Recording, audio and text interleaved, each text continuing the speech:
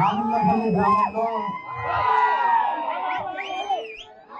Telugu Desam party వాళ్ళు ఇక్కడ ఉన్న రైతులపైన పెట్టిన అక్రమ నిరసనగా ఎవరైతే బాధితులు ఉన్నారో వాళ్లకు సంఘీభావం తెలపడానికి అంబటి మురళీకృష్ణ గారి పిలుపు మేరకు మేమందరం కూడా ఇక్కడికి రావడం జరిగింది. మాకు ఇంత గొప్పగా స్వాగతం పలికినందుకు ఇక్కడ ఉన్నటువంటి వైఎస్ఆర్ కాంగ్రెస్ పార్టీ నాయకులకు, వైఎస్ జగన్మోహన్ రెడ్డి గారి అభిమానులకు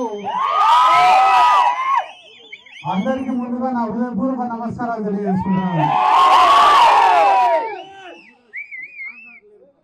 మొక్కజొన్నని క్వింటాల్ 1650 రూపాయలకు కొనుక్కొని సంఘం డైరీలో 2100 రూపాయలు రాసుకొని ఆ మార్జిన్ తింటున్నారు.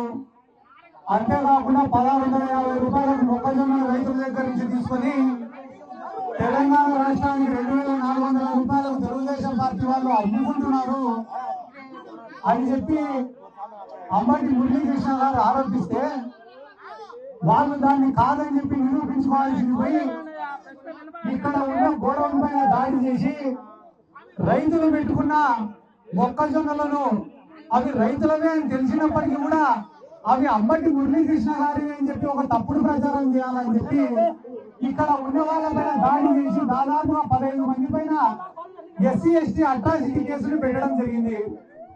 సరే, ఎస్సీ ఎస్టీ అట్రాసిటీ కేసు వాళ్ళే దాడి చేసి మళ్ళీ మన వాళ్ళ పైన పెట్టారు.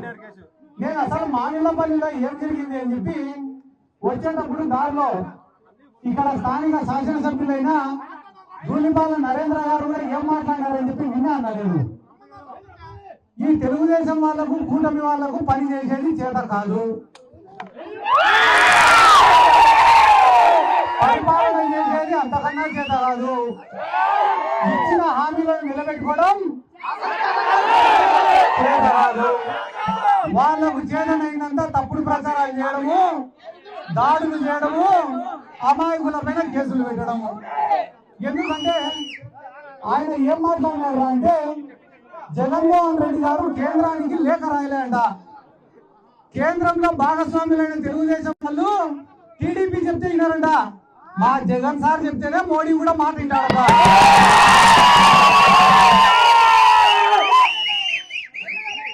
మీ మాట విన్నప్పుడు పొద్దుగా కలిసినారా మోడీతో?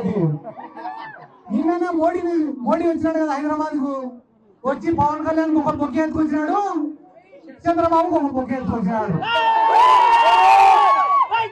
ఆ బొక్కలు ఎత్తుకొని వచ్చినప్పుడు మీరు శాలువాలు కప్పేవద్దు సార్, మా రాష్ట్రంలో మొక్కజొన్న వేసినారు, ఇంతమంది రైతులు ఇబ్బంది పడుతున్నారు, మా మొక్కజొన్నకు గిట్టుబాటు ధర కలిపేయండి సార్, మద్దతు ధర కలిపేయండి సార్ అని అడగచ్చు కదా.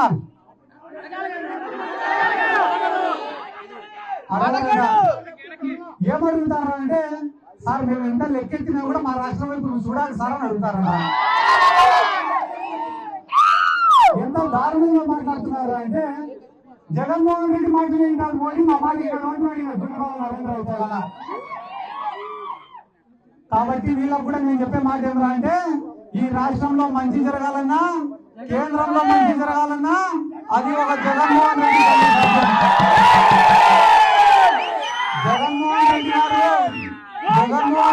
ముఖ్యమంత్రిగా ఉన్నప్పుడు సొసైటీల ద్వారా, ఐకేపీ సెంటర్ల ద్వారా, మార్కెట్ యార్డ్ల ద్వారా కొన్ని వందలు లక్షల లారీల సరుకులు కొన్నారన్న మొక్కజొన్న.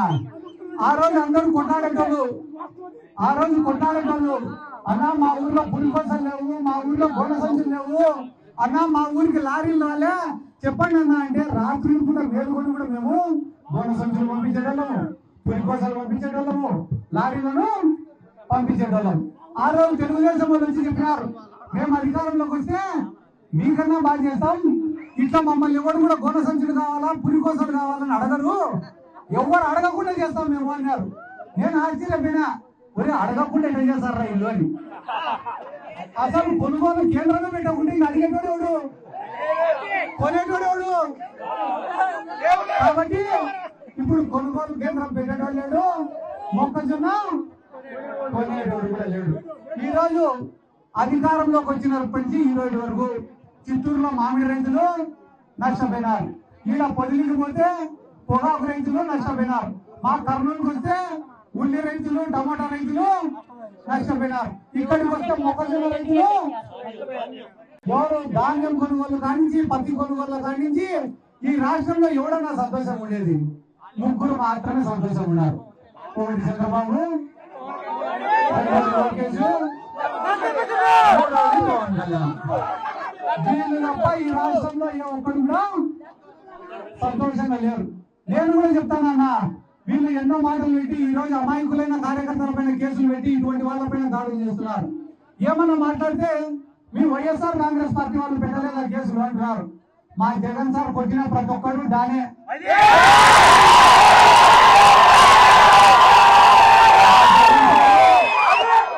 మా జగన్ సార్ అమాయకుల జోలికో పేదవాళ్ళ జోలికో కేసులు పెడితే తప్పు చేసిన దీపాల నరేంద్ర పైనను, తప్పు చేసిన అచ్చెన్నాయుడు పైన, వీళ్ళకందరికీ నాయకత్వం వహించిన చంద్రబాబు నాయుడు పైన కేసులు పెట్టాడు తప్ప అమాయకుల పైన పేదవాళ్ళ పైన. నేను కూడా అడిగిన ఆ రోజు జనాలను అందరినీ చేతులు పెట్టి మొక్కి అడిగిన ఓటు అడిగేటప్పుడు, అమ్మా ఇన్ని పథకాలు ఇచ్చినాడు జగన్మోహన్ రెడ్డి, మీరు కానీ ఇటువంటి నాయకుడిని పోగొట్టుకుంటే రేపొచ్చే చంద్రబాబు నాయుడు మీకు మొండి చేయి చూపించడం తప్ప ఈ రోజు ఎవరైనా పోయి చంద్రబాబు నాయుడు సార్ ఎందుకు సార్ మనం పనులు ఏం చేయడం లేని అడిగితే, ఒరే అన్ని పనులు చేసే జగన్కే ఓటు వేయలేరా వీళ్ళు, ఇంకా మనం చేసినా కూడా వీళ్ళు మనకి వేయరు. కాబట్టి ఈ 5 సంవత్సరాలు సన్నం దేరి అంటే సన్నం దేరి, మట్టి అంటే మట్టి, గ్రావెల్ అంటే గ్రావెల్, దొరికిన కాడికి ఎత్తరా. 5 ఏళ్ళు అయిపోయినాక ఏ బెంగళూరు, ఏ చెన్నైయో, ఏ హైదరాబాద్ లోనూ పోయి కొత్తగా వ్యాపారం పెట్టుకుందాం, మళ్ళా 5 ఏళ్ళు కొట్టామని తెలుగుదేశం పార్టీ వాళ్ళు అనుకుంటున్నారు. కాబట్టి నేను మిమ్మల్ని అందరినీ కోరుకునేది ఒకటే, వైఎస్ఆర్ కాంగ్రెస్ పార్టీకి ఎందుకు అండగా నిలబడాలా. రైతులకు ఇన్పుట్ సబ్సిడీలు ఇచ్చినా, గ్రామానికి ఒక రైతు భరోసా కేంద్రం ఏర్పాటు చేసినా, రైతులకు క్రాప్ ఇన్సూరెన్స్ చేసినా అది కేవలం ఒక జగన్మోహన్ రెడ్డికే సాధ్యం. పొలాలకు రైతులకు నీళ్లు ఇవ్వాలన్నా, పండిన పంటలకు రేటు రావాలన్నా, రైతు సంతోషంగా ఉండాలన్నా, వ్యవసాయం అనేది ఒక పండగలా ఉండాలన్నా జగన్మోహన్ రెడ్డి ముఖ్యమంత్రి కావాలా.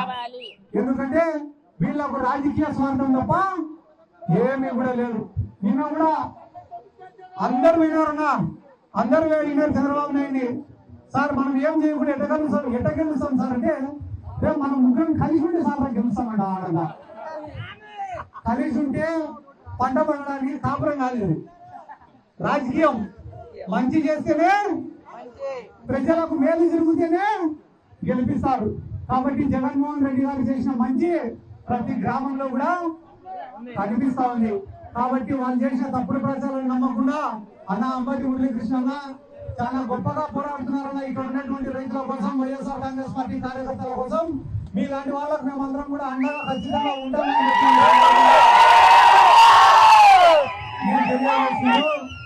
నేను ప్రభుత్వాన్ని కూడా డిమాండ్ చేస్తున్నా, ఏదైతే ఈ 15 మంది పైన అక్రమ కేసు పెట్టారో దాన్ని వెంటనే తీసేయాలని చెప్పి కూడా ఈ సందర్భంగా ప్రభుత్వాన్ని డిమాండ్ చేస్తూ 5 మంది మహిళల పైన కేసు పెట్టారు. తెలుగుదేశం వాళ్ళు వచ్చి దాడి చేసి మళ్ళా వీళ్ళ పైన కేసు పెట్టడం అనేది చాలా దుర్మార్గపు చర్య అని కూడా ఈ సందర్భంగా మీకు అందరికీ తెలియజేసుకుంటూ, రాష్ట్ర ప్రభుత్వాన్ని చంద్రబాబు నాయుడు గారిని కూడా ఒక విజ్ఞప్తి చేస్తున్నా, సార్ అమరావతి అమరావతి అమరావతి అని చెప్పి అక్కడ మీ కాంట్రాక్టర్ల కోసం 70,000 కోట్లు ఖర్చు పెట్టేదానికన్నా ధరల స్థిరీకరణ నిధి పేరుతో ఒక 5,000 కోట్లు 10,000 కోట్లు ఖర్చు పెడితే ఏ ఒక్క రైతు ఆత్మహత్య కూడా ఈ రాష్ట్రంలో జరగదని చెప్పి ఈ సందర్భంగా 2 ఎకరాల వ్యవసాయ కుటుంబం నుంచి వచ్చినా అంటారు కదా సార్ చంద్రబాబు నాయుడు గారు. నిజంగానే ఆ రైతు కష్టకాలం మీకు తెలిస్తే వెంటనే ఇక్కడ కూడా కొనుగోలు కేంద్రాలు అనేవి ఏర్పాటు చేయాలని చెప్పి ఈ సందర్భంగా తెలియజేసుకుంటూ, ఎక్కడైతే అవినీతి జరుగుతుందో అక్కడ ఖచ్చితంగా వైఎస్ఆర్ కాంగ్రెస్ పార్టీ పోరాటం చేసే ఈ అవకాశం ఇచ్చిన మురళీకృష్ణ గారికి, ఇక్కడికి వచ్చినట్టు యువజన విభాగం నాయకులకు అందరికీ నా ప్రత్యేక